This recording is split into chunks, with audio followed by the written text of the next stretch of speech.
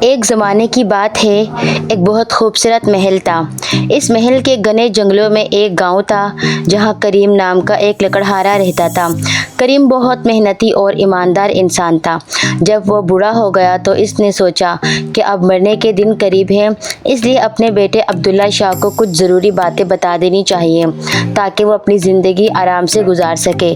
ایک دن کریم نے اپنے بیٹے عبداللہ شاہ کو پاس بلایا اور کہا، بیٹے عبداللہ شاہ، تمہیں پتہ ہے کہ جنگل کے پورا کے کنارے پر پیپل کا ایک بہت بڑا پیڑ ہے۔ میں نے آج تک اس پیڑ کو کبھی نہیں کاٹا۔ کل سے تم اکیلے ہی لکڑیاں کاٹنے جاؤ گے کیونکہ اب میرا آخری وقت جو ہے۔ لیکن بیٹے، دھیان رکھنا، تم بھی اس پیپل کے پیڑ کو کبھی ہاتھ مت لگانا۔ جنگل میں سے جو چاہے کاٹ لینا، مگر اس پیپل کو کبھی مت کاٹنا۔ یہ بات کہہ کر بوڑھے کریم نے اپنی آنکھیں ہمیشہ کے لیے بند کر لی۔ اس بات کو کئی مہینے بیت گئے۔ ایک دن عبداللہ شاہ جنگل میں لکڑی کاٹنے گیا۔ اس نے پیپل کے پیڑ کو غور سے دیکھا اور من ہی من سوچنے لگا، اس میں ایسی کون سی خاص بات ہے؟ یہ تو باقی پیڑوں جیسا ہی دکھتا ہے، پھر اسے کیوں نہ کاٹا جائے؟ یہ سوچ کر عبداللہ شاہ نے اپنی کلہاڑی اٹھائی اور زور سے پیپل کے تنے پر ماری۔ اچانک ایک عجیب بات ہوئی۔ پیپل اپنی جگہ سے کھسک کر تھوڑا دور ہٹ گیا۔ عبداللہ شاہ ایک قدم آگے بڑھا تو پیپل اور پیچھے ہٹ گیا۔ اب تو عبداللہ شاہ کو بہت حیرانی ہوئی۔ اس نے پیپل کی طرف دوڑنا شروع کر دیا اور پیڑ بھی اس سے بھی تیز دوڑنے لگا۔ عبداللہ شاہ تھک کر واپس اسی جگہ آ گیا جہاں سے چلا تھا۔ اس نے اپنی کلہاڑی کندھے پر رکھی اور اپنے گھوڑے پر بیٹھ کر گھر کی طرف چل دیا۔ چلتے چلتے رات ہو گئی اور چاروں طرف اندھیرا چھا گیا۔ عبداللہ شاہ نے اپنے گھوڑے کو روکا اور فیصلہ کیا کہ رات یہی بتائے گا۔ اس نے گھوڑے کو ایک پیڑ سے باندھا اور خود اوپر چڑھ کر ایک موٹی ڈھال پر بیٹھ گیا۔ جیسے ہی صبح ہوئی، عبداللہ شاہ پیڑ سے نیچے اترا۔ لیکن یہ کیا؟ جہاں رات کو گھوڑا بندھا تھا وہاں صرف ہڈیوں کا ڈھیرا پڑا تھا اور کچھ قدم کی دوری پر وہی پیپل کا پیڑ کھڑا تھا۔ عبداللہ شاہ نے اپنی کلہاڑی کندھے پر رکھتے ہوئے کہا، اچھی بات ہے، اب میں پیدل ہی تمہارا پیچھا کروں گا۔ پیپل کا پیڑ اور عبداللہ شاہ دونوں آگے پیچھے چلتے ہوئے پہاڑوں، گھاٹیوں اور میدانوں سے گزرتے رہے۔ شام ہو گئی اور دن کا اجالا دھیرے دھیرے کم ہونے لگا۔ یہ رات بھی عبداللہ شاہ نے ایک پیڑ پر بتائی۔ اگلے دن پھر سے عبداللہ شاہ پیپل کے پیڑ کے پیچھے دوڑنے لگا۔ تیسرے دن ایک بہت ہی عجیب گھٹنا ہوئی جس سے عبداللہ شاہ پیپل کے پیڑ کو بالکل بھول گیا۔ اچانک اس کے سامنے ایک بڑا سانپ اور ایک خوبصورت ہرن آ گئے۔ سانپ اور ہرن آپس میں لڑ رہے تھے۔ سانپ ہرن کو نگلنے کی کوشش کر رہا تھا، لیکن ہرن کے لمبے لمبے سینگ بیچ میں آ رہے تھے اور ہرن سانپ کے منہ میں پھنس گیا تھا۔ عبداللہ شاہ کو اپنی آنکھوں پر یقین نہیں ہوا۔ وہ حیران ہو کر وہیں کھڑا رہ گیا۔ اس کا دماغ کام نہیں کر رہا تھا۔ ہرن نے عبداللہ شاہ کو دیکھا تو مدد کے لیے چلایا، بچاؤ بچاؤ، اللہ کے لیے سانپ کو مار دو، جب تک جیوں گا تمہارا احسان مانوں گا۔ ذرا اس کے سینگ تو کاٹ دو۔ سانپ نے بھی عبداللہ شاہ سے کہا، میں تمہیں مالا مال کر دوں گا۔ بنا کچھ سوچے سمجھے عبداللہ شاہ نے اپنی کلہاڑی اٹھائی اور ہرن کے سینگوں پر ماری۔ دونوں سینگ کٹ کر دور جا گرے۔ سانپ نے پورے ہرن کو اپنے پیٹ میں اتار لیا۔ اب سانپ نے آرام سے عبداللہ شاہ کی طرف دیکھا اور کہا، میں تمہیں اس مدد کے بدلے بہت ساری دولت دوں گا۔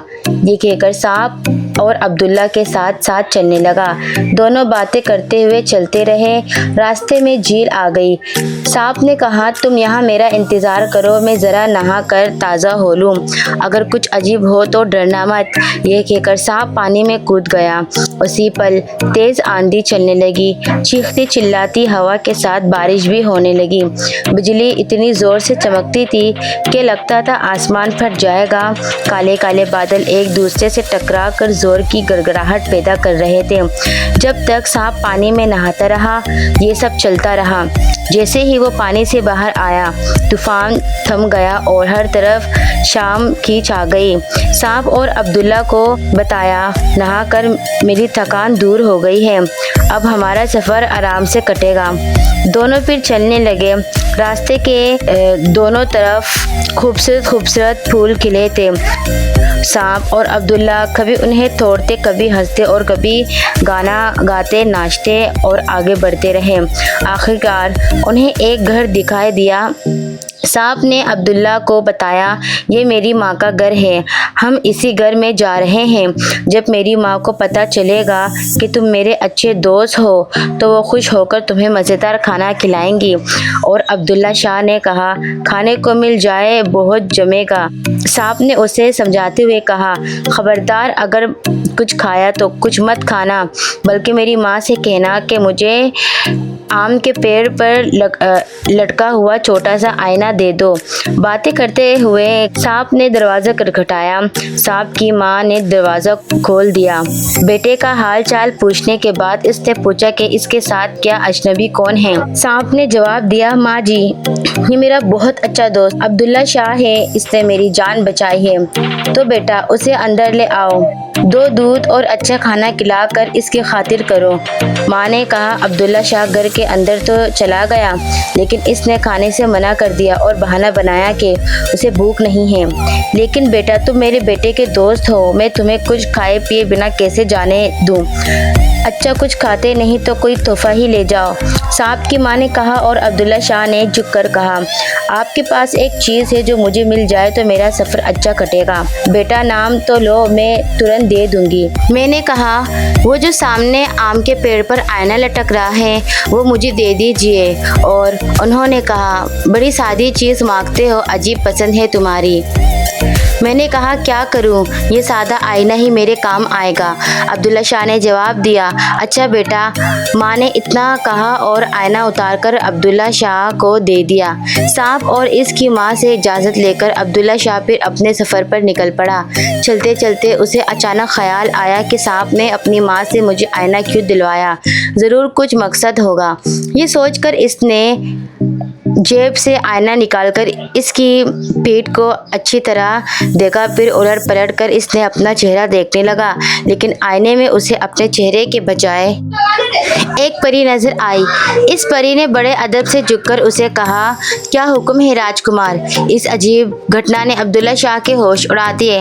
وہاں 1 منٹ تک کھڑا رہا، حیرانی میں اس کے منہ سے بات نہیں نکل رہی تھی۔ بہت دیر بعد وہ سمجھا کہ پری اس سے حکم دینے کے لیے کہہ رہی ہے۔ اس وقت عبداللہ شاہ کو زور کی بھوک لگی تھی اور وہ کہنے لگا، مجھے بھوک لگی ہے، کچھ کھانے کو چاہیے۔ اس نے کہا، منہ سے شبد نکلنا تھا کہ اب عبداللہ شاہ کے سامنے ایک دسترخوان بچھ گیا جس پر طرح طرح کے کھانے لگے تھے۔ پری غائب ہو گئی۔ کھانا اتنا مزیدار تھا کہ بیچارہ عبداللہ شاہ سوچ بھی نہیں سکتا تھا۔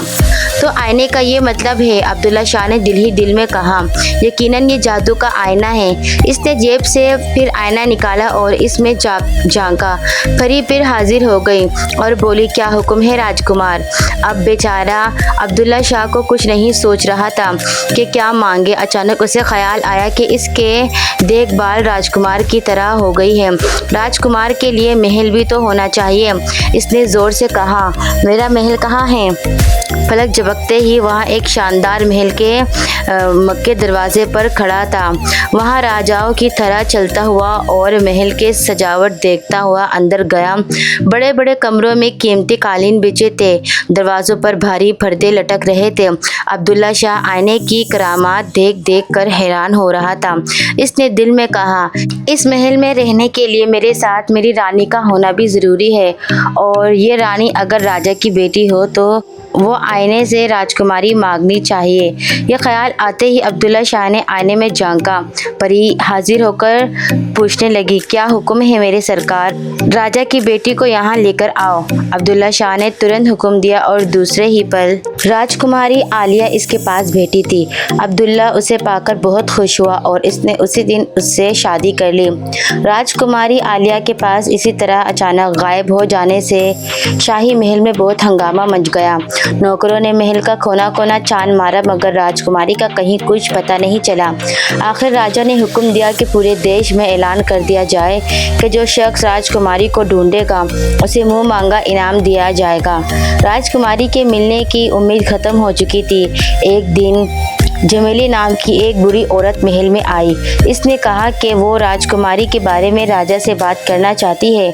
जमेली को तुरंत राजा के सामने पेश किया गया। जमेली ने कहना शुरू किया, महाराज, आपके राज में राजकुमारी का कहीं सुराग नहीं मिला। इससे साफ है कि वो किसी ऐसे देश में चली गई है जो 7 समंदर पार है, और ये भी हो सकता है कि वो ऐसी जगह हो जिसके बारे में इंसान सोच भी नहीं सकता। राजा ने बेचैन होकर पूछा, तुम्हारी क्या योजना है? पहले तो आप लकड़ी का एक संदूक बनवाएं, फिर उस संदूक पर जस्ते की चादर मंगवाएं। संदूक इतना बड़ा हो कि मैं उसमें बैठूं और लेट सकूं, और मेरे साथ 9 दिन की खुराक भी रखी जा सके। जब मैं इसमें बैठ जाऊं तो आप इसका ढक्कन मजबूती से बंद करके खुले समंदर में फेंक देना। राजा को जहां भी ज़रा सी उम्मीद नज़र आती खुश हो जाता। इसने उसी वक्त संदूक तैयार करने का हुक्म दिया। फिर जमेली को संदूक में बिठाकर 9 दिन की खुराक इसमें रख दी। इसके बाद ढक्कन अच्छी तरह बंद करके इसे समंदर में फेंक दिया। समंदर की लहरें जल्द ही संदूक को खुले पानी में ले गई। संदूक दिन रात पानी की लहरों में डोलता और बहता रहा। आखिर एक दिन सुबह के वक्त समंदर के किनारे मछुआरों ने पानी में जाल फेंका तो इनकी नज़र इस संदूक पर पड़ी। ये तट इस देश का था जहां अब्दुल्ला शाह का महल था। मछुआरों ने रस्सियों की मदद से इस भारी थक खींच लिया। संदूक को खोलकर देखने का शौक सबको था। जल्दी जल्दी ढक्कन उठाया गया। देखा तो अंदर जमेली बैठी थी। जमेली ने अपने बारे में बड़ी दर्द भरी कहानी सुनाई। इसने बताया कि इसके 2 बड़े बेटों ने उसे संदूक में बंद कर दिया और समंदर में बहा दिया ताकि बुरी माँ से छुटकारा पाए। जमेली अपनी कहानी सुनाती जाती और साथ साथ रोती भी जाती। मछुआरों को जमेली के हाल पर रहम आ गया। जमेली ने कहा कि उसे राजा के पास ले जाए, अगर वो नेक दिल है तो ज़रूर मेरी मदद करेगा। मछुआरे जमेली को अब्दुल्ला शाह के महल में ले गए। वहाँ जाकर उसने राजा से बात करने की इजाज़त मांगी, लेकिन उसे राजा के बजाय रानी के पास ले जाया गया। ये रानी वही राजकुमारी आलिया थी जिसकी तलाश में जमेली वहाँ तक पहुँची थी। जमेली ने उसे पहली नज़र में ही पहचान लिया। इसने रानी को दर्द भरी कहानी सुनाई जो उसने मछुआरों को सुनाई थी। फिर इसने रानी से कहा कि उसे महल में सर छुपाने की जगह दे दीजिए, वो इसकी सेवा करेगी। रानी आलिया ने अपने शौहर अब्दुल्ला शाह से बात की और जब वो राज़ी हो गया तो इसने जमेली को अपने पास रख लिया। जमेली महल में रहने लगी। 1 महीना बीत गया। जमेली को कोई काम नहीं करना पड़ता था। महल का कोई नौकर भी काम नहीं करता था। सब काम अपने आप हो जाते थे। महल का हर हिस्सा साफ सुथरा और चमकता रहता था। खाने का वक्त आता तो मज़ेदार खाने खुद ब खुद आ जाते।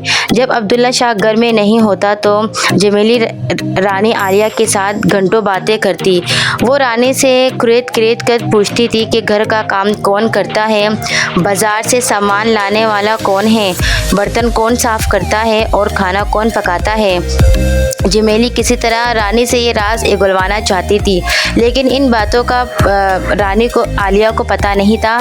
जादू के आईने के बारे में उसे कोई खबर नहीं थी। वो जवाब देती थी, मेरे पति इन बातों के बारे में जानते हैं, मैं नहीं जानती। जमेली चालाकी से कहती, रानी जी आप इनकी बीवी हैं, वो आपको नहीं बताते कि घर का काम कौन करता है। मैं हैरान हूँ कि आप कैसी बीवी हो और उन्हें आपसे कैसा प्यार है जो वो आपसे ये राज छुपाते हैं। ये राज जानना आपका हक है। जमेली हर वक्त उसे इसी तरह की बातें समझाती रहती। रानी आलिया भोली भाली थी। वो जमेली की बातों में आ गई और बेचैन रहने लगी।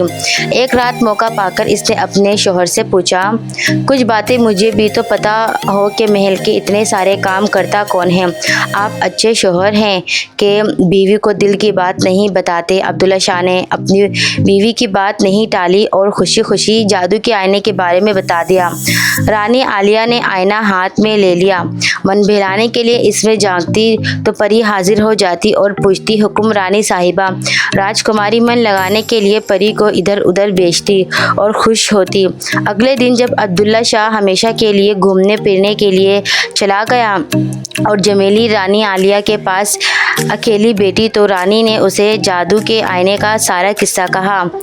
جمیلی نے چالاکی سے یہ بھی پوچھ لیا کہ آئینہ کہاں رکھا جاتا ہے اور کسی طرح استعمال کیا جاتا ہے۔